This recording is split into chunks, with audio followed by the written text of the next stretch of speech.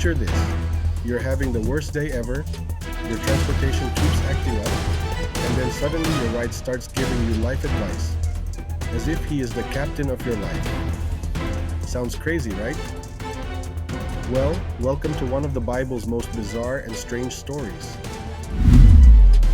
For sure, your whole body will tremble, your brain will explode, and you will definitely be blown away if you learn that in the Bible, there's this greedy prophet who got schooled by his own donkey. There are those who are easily swayed by every whisper, and there are those who don't seem to bother much. The question is,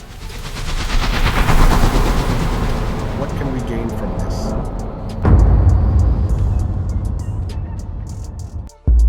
Meet Balaam, the prophet with dollar signs in his eyes. Balaam is a guy who had a direct line to God but chose to listen to his wallet instead. This prophet had a reputation for powerful blessings and curses, which made him the ancient world's equivalent of a selective spiritual advisor, like what's in it for me type. Enter Balaam, with greed written all over his face. In Numbers chapters 22 to 24, as the Israelites camped on the plains of Moab, east of the Jordan River, they were nearing the end of their 40-year wilderness journey. This period marked the final days of Moses' leadership, just before his death, and the Israelites crossing into the promised land under Joshua. During this time, Balak, the Moabite king, sought to weaken the Israelites by summoning Balaam to curse them, fearing their growing power. This narrative highlights the tension and pivotal moments leading up to the Israelites' transition into a new chapter of their history. Now here's where it gets interesting. When Balak's first messengers showed up with a job offer, Balaam actually did the right thing. He consulted God, and the answer was crystal clear. Numbers 22:12 records God's response. Do not go with them. You must not put a curse on those people because they are blessed. Here's how it all started. The Israelites were on a winning streak, conquering everything in their path, and King Balak of Moab was absolutely terrified. His kingdom was next on the chopping block, and he knew he couldn't win a straight fight. Balak believed that Balaam's prophetic words had real power, stating, I know that whomever you bless is blessed, and whomever you curse is cursed. So he came up with a desperate plan. Hire the best curse master money could buy to spiritually sabotage Israel. Balak's plan was to hire Balaam to curse Israel, believing this would weaken them and would become vulnerable to Moab's attack and could be expelled from the territory. Case closed, right? Wrong. When Balak sent a second delegation, this time with bigger names and fatter wallets, Balaam suddenly developed selective hearing. They came to Balaam and said, This is what Balak said, Do not let anything keep you from coming to me, because I will reward you handsomely and do whatever you say. Come and put a curse on these people for me. Instead of sticking with God's original answer, he went back to pray again, basically asking, Are you sure about that no, God? Because they're offering a lot more money this time. God, in his patience, gave Balaam permission to go with one non-negotiable condition stated in Numbers 22:20. You may go with them, but do only what I tell you. But here's the kicker. Balaam's heart was already sold to the highest bidder. He was planning to find some loophole, some way to cash in on this golden opportunity, while technically, he is somewhat kind of obeying God. Every week I uncover fascinating stories that you might not know about. These are behind the Bible and history's most mind-blowing events. Stories you won't find in textbooks or hear from anyone else. Don't miss out on stories that will inspire, shock, and leave you more informed on things you thought you knew. Hit subscribe now to explore these fascinating stories with me. when your transportation gets an attitude. So off goes Balaam on his trusty donkey, probably calculating his fee and planning how to spend his reward money. But his donkey had other plans. Or rather, God had other plans for his donkey. Suddenly, this reliable animal starts acting like it's lost its mind. First, it veers off the road into a field for no apparent reason. Balaam's response? He beats the poor animal back onto the path. Then they come to a narrow passage between two walls, and the donkey squeezes so close to one side that it crushes Balaam's foot against the stone. More beating from our holy prophet. Finally, the donkey just gives up and lies down in the middle of the road, refusing to budge. Balaam is now in full rage mode, beating his faithful companion with his staff. But here's where the story takes a turn that would make Hollywood jealous. Everything changed here. The donkey opens its mouth and starts talking like it's the most natural thing in the world. And what does it say? Something like, "What's your deal, man? Have I ever let you down before? Why are you beating me?"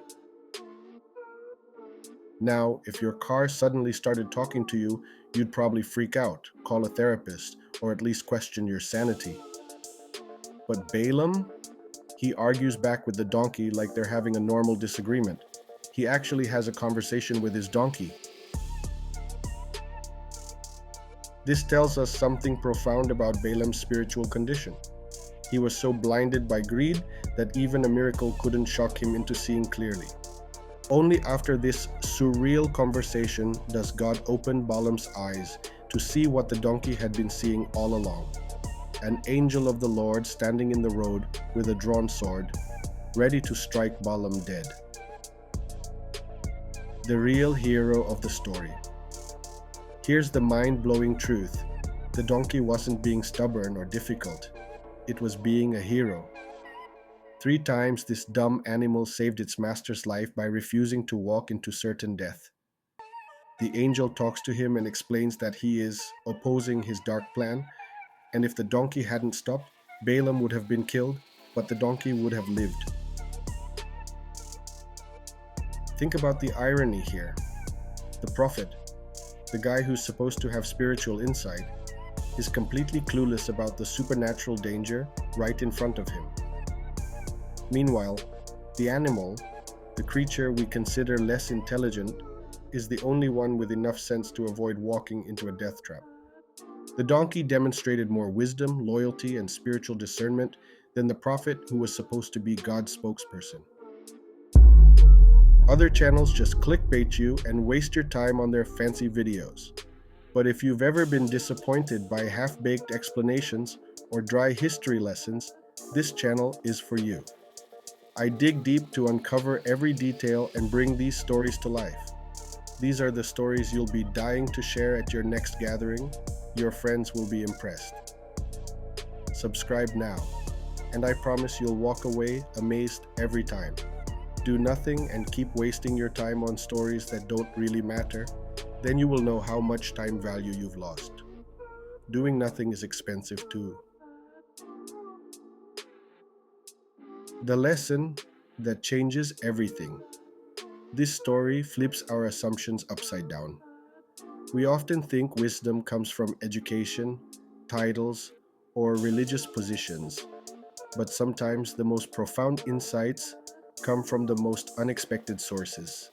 Balaam had all the spiritual credentials you could want, but his heart was corrupted by greed. His donkey had no theological training, but it had enough sense to recognize divine danger and act accordingly. The donkey's loyalty was unwavering. Even when being beaten for trying to save its master's life, it never abandoned Balaam. Compare that to Balaam's willingness to betray God's people for money. Here's what makes this story unforgettable.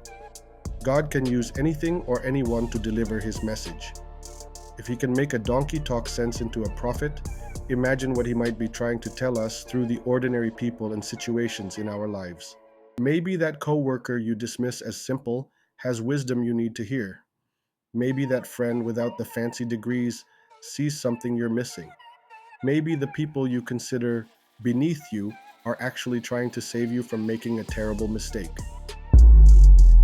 You're here because you crave the kind of stories most people miss, ones that make you think, laugh, and examine further the world around you. That's exactly what I deliver.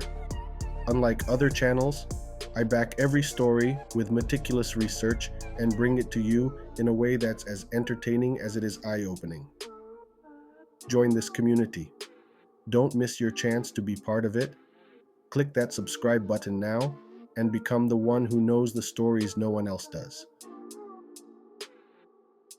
The bottom line.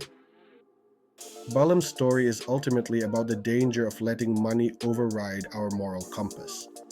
This prophet had everything going for him: divine access, spiritual gifts, and a reputation for power.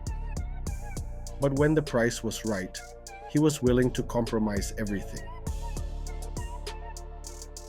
Balak's plan to have Balaam curse the Israelites failed spectacularly. Despite multiple attempts and offerings, Balaam, guided by divine command, could only bless Israel. As stated in Numbers 23:20, Balaam acknowledged, "I have received a command to bless. He has blessed, and I cannot reverse it."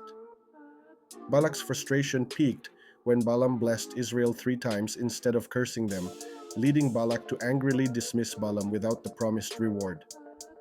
This narrative, spanning Numbers 22 to 24, highlights Balak's futile efforts to manipulate divine will, as Balaam remained steadfast in delivering blessings, underscoring the futility of opposing God's intentions. The talking donkey wasn't just a miracle, it was God's intervention to prevent disaster. Sometimes God has to use extraordinary means to get through to us when we're determined to go down the wrong path.